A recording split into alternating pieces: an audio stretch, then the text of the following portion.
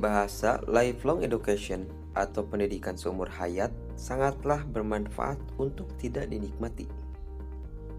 Mengapa demikian? Karena dalam sebuah proses perjalanan seorang insan manusia tidak akan pernah terlepas dari kata salah dan benar.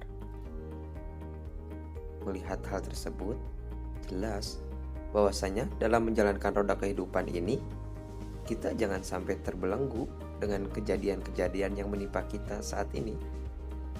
Namun, kita harus bisa menjadikan sebuah beban menjadi sebuah motivasi dalam hidup.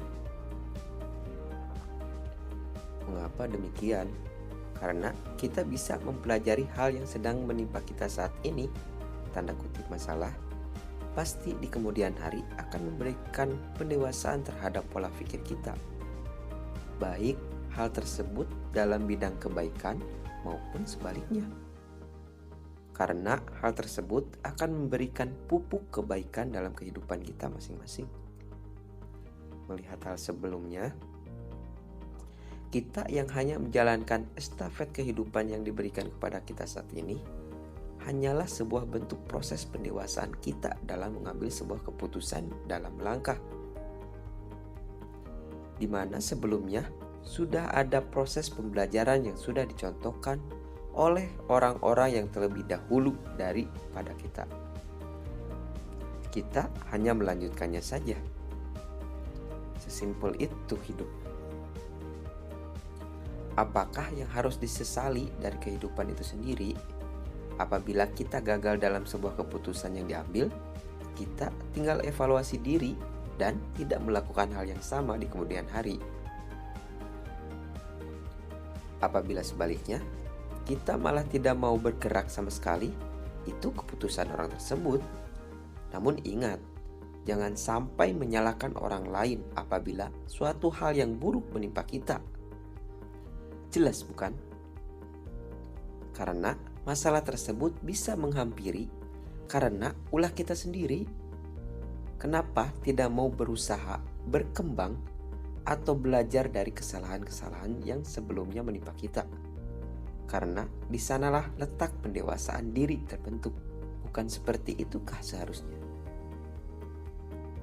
Oleh sebab itu, kita lakukan apa yang bisa kita lakukan dan jauhkan diri kita dari sesuatu hal yang bisa menghambat kita untuk menggapai sesuatu yang kita idamkan di kemudian hari. Jelas sampai sini?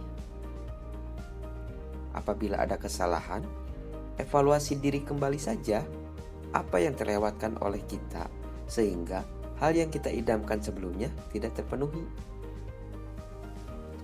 Misalkan muncul sebuah pertanyaan seperti ini. Sepertinya berat ya kita untuk menggapai hal yang kita idamkan. Jawabannya, kita jangan menempatkan hasilnya terlebih dahulu, namun kita kerjakan sesuatu dengan bergerak atau melakukan tindakan untuk bisa menggapai target tersebut. Kalau kita tidak memulai, kapan hasil akan tercapai? Sesimpel itu bukan? Oleh sebab itu, mulai saja dahulu dengan kemampuan yang kita bisa. Setelah itu, hasil akan mengikuti. Jadikan masa lalu proses pembelajaran untuk batu loncatan kita untuk bisa merealisasikannya. Karena hidup terlalu indah untuk disesali, sobat. Mungkin sekian wacana yang bisa kami berikan dalam kesempatan kali ini. Mudah-mudahan akan memberikan sedikit dorongan kita untuk bisa memulai merealisasikan target-target yang kita idamkan sebelumnya. Tanpa memulai sesuatu hal, pasti tidak akan ada akhirnya. Sekian dan terima kasih. Salam hangat dari kami, para penikmat kedamaian.